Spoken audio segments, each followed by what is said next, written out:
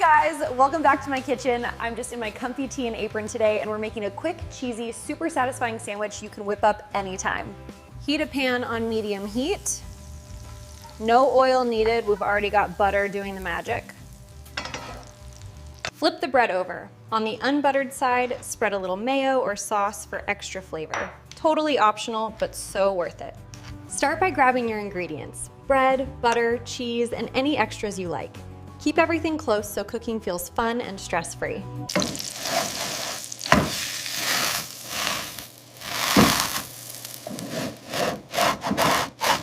Place the sandwich butter side down.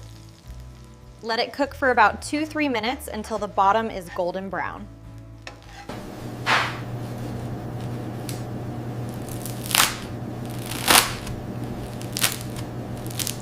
Now add the cheese. I like using 2 slices so it gets extra melty. You can also add tomatoes, onions, or cooked chicken if you want.